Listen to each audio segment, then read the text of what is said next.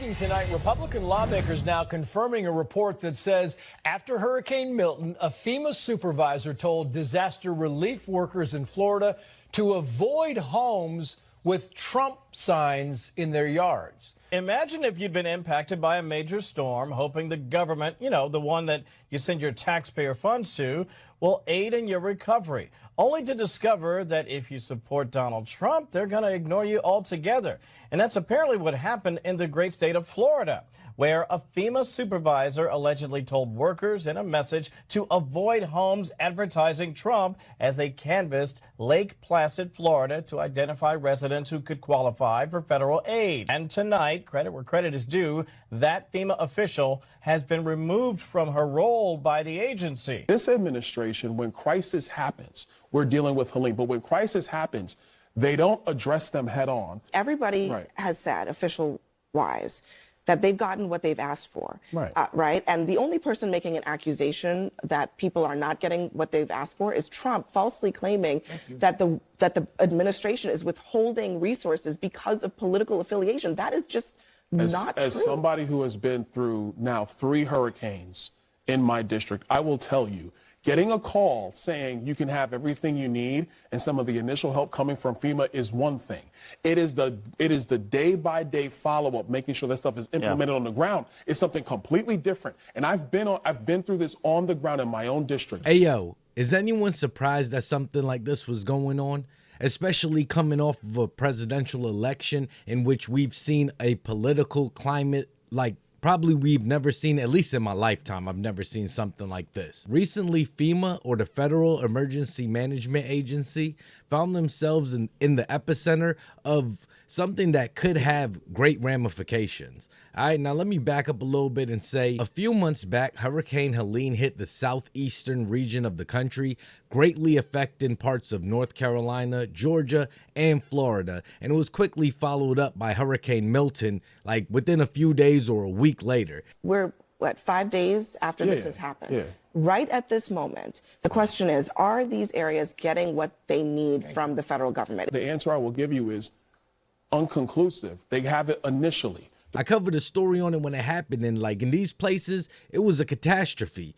In some places, towns were wiped out. Before I move on, I want to say prayers and condolences to anybody and family members of anybody affected by these hurricanes. That brings me to my story today, where we have a supervisor at FEMA instructing her employees to avoid homes advertising Trump.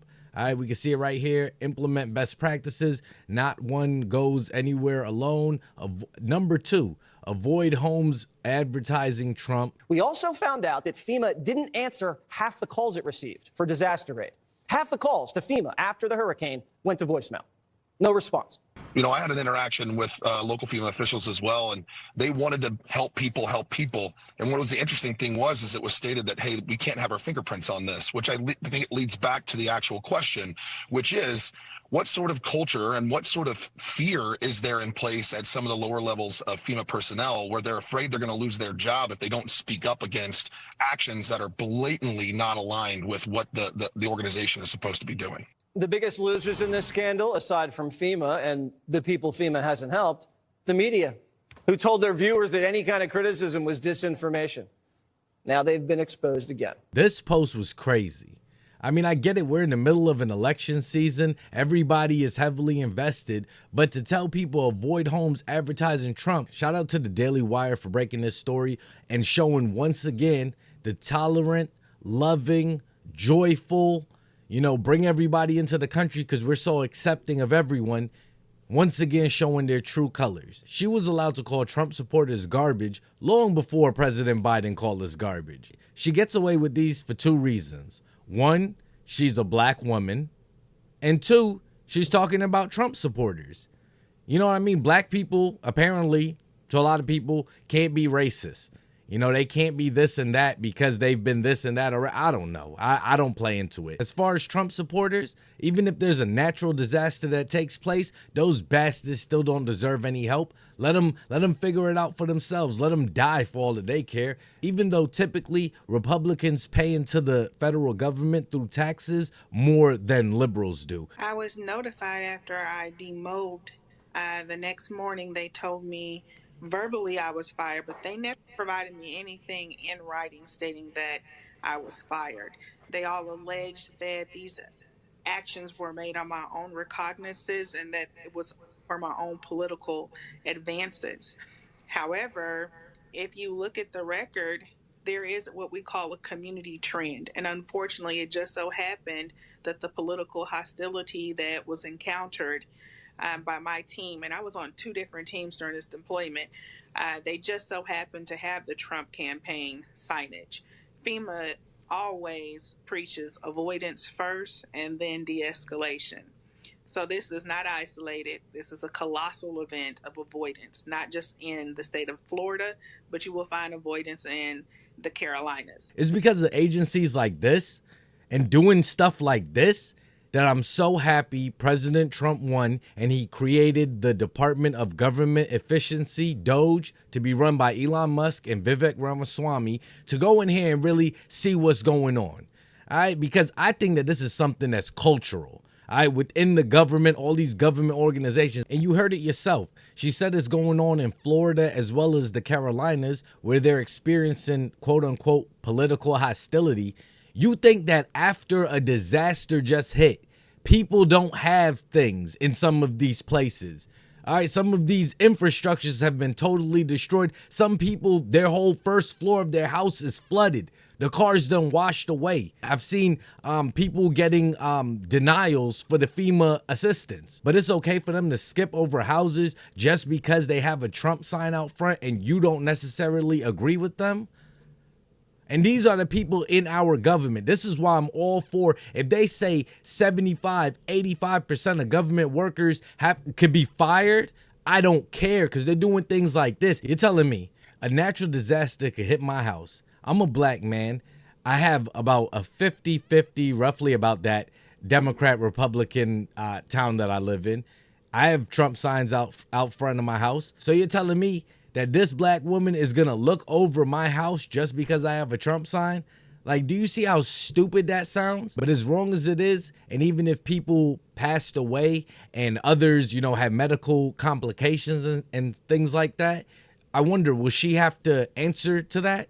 Will her department or whoever else is practicing habits like this, will they have to answer?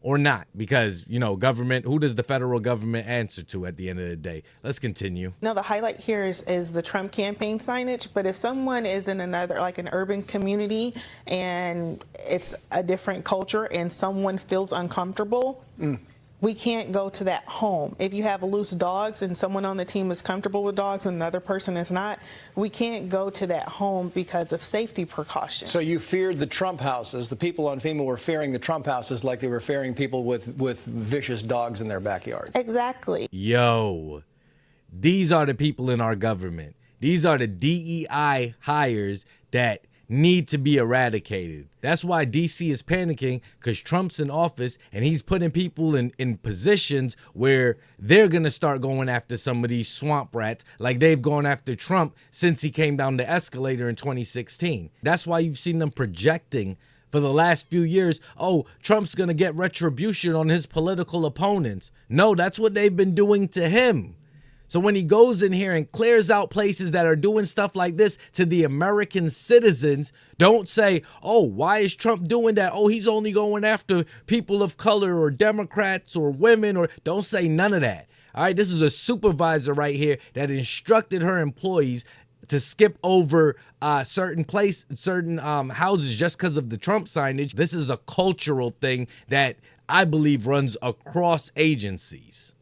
And that's based on the trends. You can ask FEMA for incident reports. They have those because they ask us to report out if there's an incident at home. And unfortunately, again, the passionate supporters for Trump, some of them were a little bit violent. But all of them were painted with the same broad brush. All of them as being, we're not going to go near these because we think they're all bad people. No. I'm going to get an answer that for her. Yes. All right, she's not going to say that on air, but her, like a lot of the people on the left, think all the people on the right, all the Trump supporters are garbage. Okay, we're all Nazis, even though we come in all shapes, sizes, races, creeds, religions, orientations, everything. We're all garbage and you don't deserve federal aid. So if you knew the hurricane was going to be as bad as it was, you should have taken down your Trump signs, because you should have known that everybody hates Trump and that he was not going to win in the election by a landslide, right? No, because some were registered. Some did receive case inquiries and updates. Some of them came outside and said, "Hi, I appreciate what you're doing. I would like to participate." And then some were very vocal and firm that they didn't want anything to do with FEMA, and they thought that we were crooks, Well, looky. Why do you think so? Because people that are suffering in need of the services that they pay for through their taxes are being not just told no by the federal government through their FEMA applications, but also when you guys are boots on the ground, you're just passing right over these people. These people could need food, could need medicine, could have children in there, could have sick people. You don't care about none of that because you think that they are less than you because you don't agree with them politically. The divisiveness in this country is sickening. And it seems a lot of the time to be coming from one side. As much as you hear it's supposed to be coming from the right, I only see it coming from the left.